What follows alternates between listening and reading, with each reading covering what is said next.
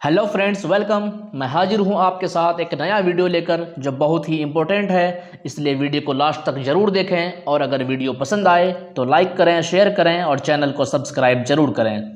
तो आज का हमारा सब्जेक्ट है इस्लाम के बारे में कुछ गलतफहमियाँ, जिसका मकसद ये है कि गैर मुस्लिम दोस्तों को इन गलतफहमियों से दूर किया जा सके। तो चलिए वीडियो को शुरू करते हैं।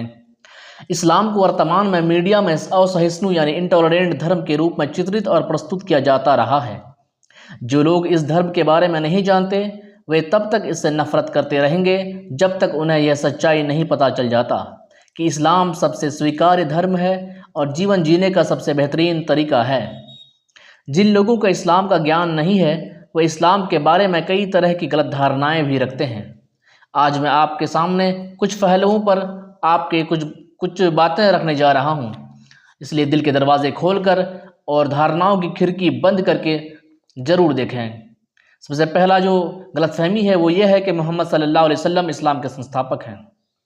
मोहम्मद सल्लल्लाहु अलैहि वसल्लम इस्लाम के संस्थापक, शायद सबसे बड़ी गलतफहमी यही है कि मोहम्मद सल्लल्लाहु अलैहि वसल्लम इस्लाम के संस्थापक हैं यानी फाउंडर हैं। यह बात सरासर गलत है कि मोहम्मद सल्लल्लाहु अलैहि वसल्लम इस्लाम के आखिरी पैगंबर हैं जो आज से 1450 साल पहले अरब के सरजमी पर पैदा हुए थे, बल्कि वे अल्लाह के सबसे प्यारे और ताकतवर पैगंबर हैं जो क़यामत तक के लोगों के लिए भेजे गए हैं।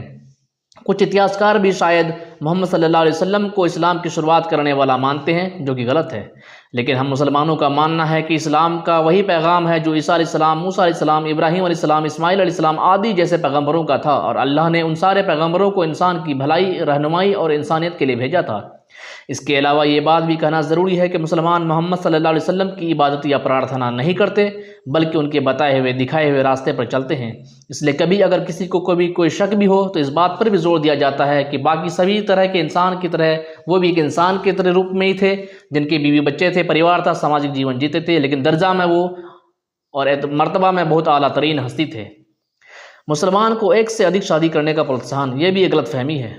यह गलत धारणा अक्सर सामने आती है, लेकिन थोड़ा ऐतिहासिक संदर्भ हमें इस बेहतर ढंग से समझने में मदद करता है।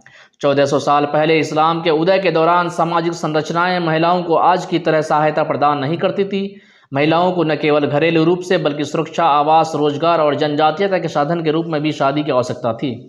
मुसलमान मर्दों को कई बीवियों से विवाह करने की अनुमति देने का कानून स्पष्ट रूप से विधवा और तलाकशुदा महिलाओं को सामाजिक कल्याण बनाए रखने में मदद करने के लिए पेश किया गया था, लेकिन उस पर भी शर्त यह थी कि आपके पहले की बीवियों को कोई एतराज़ या आपत्ति नहीं होनी चाहिए और आप सभी बीवियों के साथ बराबर का सलूक, इंसाफ कर सकें और वक्त दे सकें, तभी आपको इजाज़त है। इससे भी महत्वपूर्ण बात यह है कि मुस्लिम पुरुषों को एक से अधिक पत्नी रखने के प्रोत्साहित किया जाता है यदि वे उन्हें आर्थिक और भावनात्मक रूप से समान रूप से प्रदान करने में असमर्थ हैं। कई मुस्लिम देशों में और यहाँ तक कि पश्चिम में मुस्लिम समुदाय में बहुविवाह को यानी पॉलीगैमी को नीची नज़र से देखा जाता है और इसे एक पुरानी परंपरा माना जाता है। इस गलतफहमी का एक ऐतिहासिक संदर्भ होना चाहिए। 14 सदियों पहले इस्लाम के उदय के समय सामाजिक संरचनाओं ने महिलाओं को कोई अधिकार नहीं दिया। उनके लिए शादी का मतलब सुरक्षा, घर और अधिकार था। विधवा और तलाकशुदा महिलाओं को सामाजिक कल्याण बनाए रखने में मदद करने के लिए कई पत्नियों से शादी का अधिकार पेश किया गया था। इसके अलावा एक पुरुष को एक से अधिक पत्नी रखने की अनुशंसा नहीं की जाती है यदि वह दोनों का खर्च उठाने में असमर्थ हैं, उनके साथ समान रूप से उचित व्यवहार करें। अधिकांश मुस्लिम देशों और समुदायों में इस प्रथा को एक पुरानी परंपरा के रूप में ही देखा जाता रहा है। उसके बाद अगली गलतफहमी, मुस्लिम महिलाओं के पास कोई अधिकार नहीं। यह निश्चित रूप से एक बहुत ही गर्म विषय और जटिल मुद्दा है, लेकिन मेरी पसंदीदा गलतफहमियों में से एक है। सांस्कृतिक प्रभावों और धार्मिक नीति के बीच अंतर को समझना महत्वपूर्ण है। मुस्लिम देशों सहित दुनिया भर के कई देशों में पितृसत्तात्मक संस्कृतियाँ, यानी कि ऐसी संस्कृतियाँ जिनमें पुरुषों को स्वचालित रूप से नेतृत्व करने के लिए माना जाता है, जो अक्सर सामाजिक रूप से निर्मित होती है और उस संस्कृति की परंपराओं, लिंग भूमिकाओं और प्रथाओं से प्रभावित होती है। हालांकि एक धर्म के रूप में इस्लाम लिंगों की समानता का उपदेश देता है।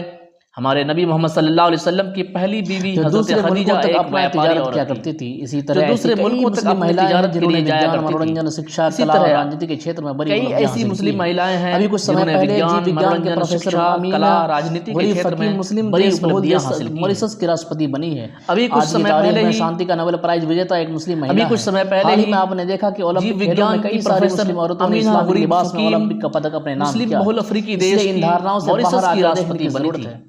मुस्लिम आज महिलाओं की को तारीख शरीर में ढकने के लिए मजबूर शांति नहीं का किया जो जाता। नोबेल प्राइज हालांकि विजेता है इस्लामी शिक्षाओं में महिलाओं को शालीन कपड़े पहनने की अभी आवश्यकता हाल होती ही में है, आपने देखा लेकिन एक महिला कि खुद को कैसे ढकना ओलंपिक के चाहती खेलों है में उसका कई सारी मुस्लिम औरतों ने इस्लामिक निजी लिबास मामला है, पहन उसको के ओलंपिक में खेला और पदक मुस्लिम भी अपने महिलाओं के नाम ढकने किया। के लिए अलग अलग तरीके इसलिए इन धारणाओं से बाहर आकर स्कार्फ सरल देखने तरीके की से जरूरत है। सांस्कृतिक रूप से भिन्न होते हैं। मुस्लिम महिलाओं को क्षेत्र में शालीन शरीर कपड़ों ढकने के के लिए अलग अलग मजबूर दृष्टिकोण होते हैं, नहीं लेकिन किया जाता। दुर्भाग्यपूर्ण से कुछ हालांकि लोग इस्लामिक इसे भी गलत शिक्षाओं में तरीके से महिलाओं पेश को करते हैं। शालीन कपड़े कोई पहनने भी की लिबास आवश्यकता आपको अच्छा और होती है, शालीन दिखने लेकिन एक महिला आपको कवर खुद करने को के लिए ही कैसे ढकना इस्तेमाल किया चाहती जाता है है। और किस हद तक ये किस हद तक उनकी स्वायत्ता के अधिकार अधीन है। मुस्लिम महिलाओं के ढकने के अलग अलग तरीके धार्मिक रूप से यानी कि सरल सिर्फ सिर के स्कार्फ से लेकर पूरे वस्त्र तक और सांस्कृतिक रूप से भी भिन्न होते हैं। प्रत्येक क्षेत्र में शालीन कपड़ों के लिए अलग अलग दृष्टिकोण होते हैं, लेकिन दुर्भाग्य से कुछ लोग इसे भी गलत तरीके से पेश करने लगते हैं, जो कि बेबुनियाद बात है। कोई भी लिबास आपको अच्छा और शालीन दिखने के लिए ही तो बनाया जाता है, आपको कवर करने के लिए इस्तेमाल किया जाता है। इस्लाम का मानना है कि ये खूबसूरती प्रदर्शन करने या इसकी बाजारीकरण करने की चीज़ नहीं है।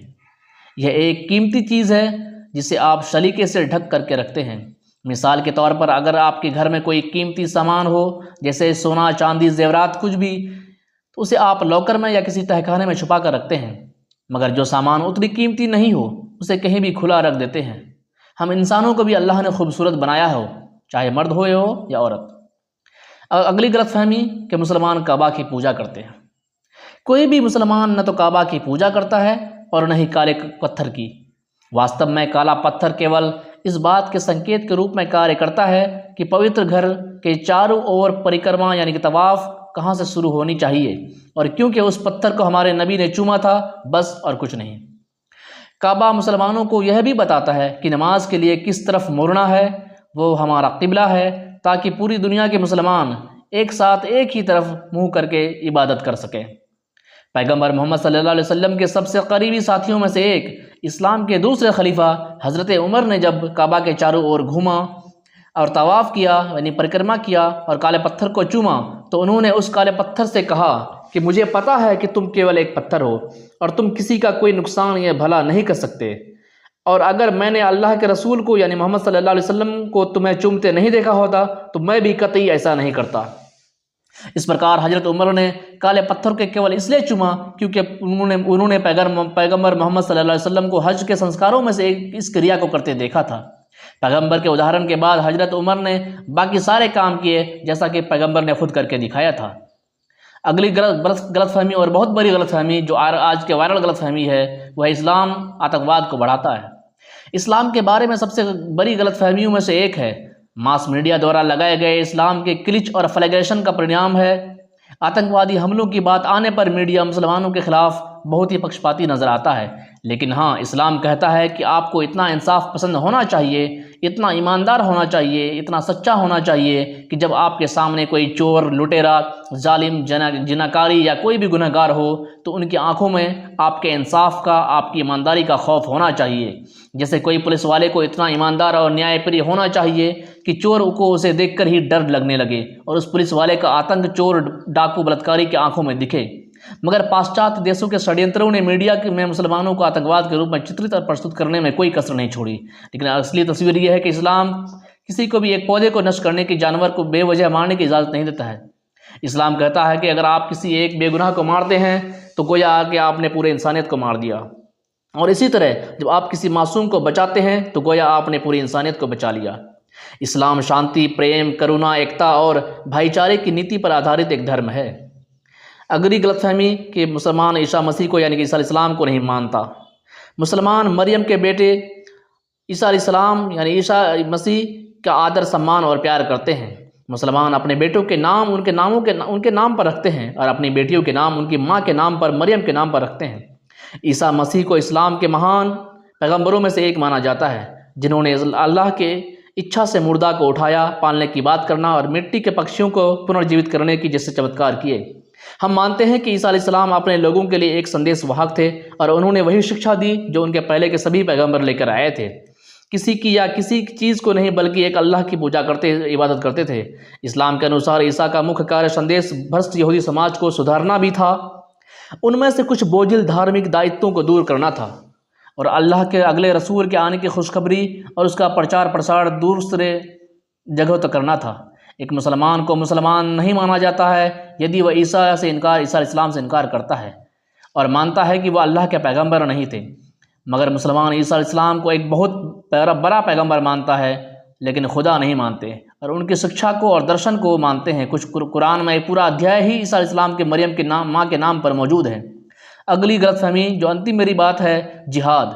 सबसे ज़्यादा गलतफहमी का शिकार अगर कोई शब्द है, कोई क्रिया है, तो वो जिहाद है। इस शब्द को अक्सर गलत समझा जाता है और गलत तरीके से प्रस्तुत किया जाता है। अपने सार में जिहाद का अर्थ होता है संघर्ष करना या प्रयास करना, यानी to strive and struggle in the path of almighty Allah. और यही इस्लामिक सिद्धांतों के अनुसार जीने के लिए एक व्यक्तिगत आंतरिक प्रयास को संदर्भित करता है। इसमें मुस्लिम समुदाय की रक्षा और हथियारों के इस्तेमाल के माध्यम से उत्पीड़न और अन्याय के खिलाफ लड़ना भी शामिल है। अगर उत्पीड़क अन्य तरीकों से ध्यान नहीं देता है, कुरान कहता है, जो लोग तुमसे लड़ते हैं उनके खिलाफ खुदा के रास्ते में लड़ो, लेकिन सीमाओं को पार मत करो। अल्लाह ने उन लोगों से प्यार नहीं किया जो सीमाओं को पार करते हैं। एक अन्य आयत में यह स्पष्ट रूप से दुश्मन से लड़ने पर जोर देता है। यदि वे पीछे नहीं हटते, न ही तुम्हें शांति के पेशकश करते हैं और न ही खुद को तुमसे लड़ने से रोकते हैं। इस्लाम के प्रति शत्रुतापूर्ण लोगों द्वारा चुनी गई आयतें अक्सर धर्म और उसके अनुयायियों को खूनी राक्षसों के रूप में प्रस्तुत करने के लिए इस संदर्भ को अनदेखा करती है। लड़ाई के बारे में बोलने वाले सभी आयतों को मुख्य धारा के मुसलमान युद्ध के मैदान में दो सेनाओं के बीच युद्ध के संदर्भ में समझते हैं, न कि गैर लड़ाकू नागरिकों के संदर्भ में। धन्यवाद। अगर वीडियो को पसंद आया हो तो लाइक करें, शेयर करें और सब्सक्राइब ज़रूर करें। शुक्रिया।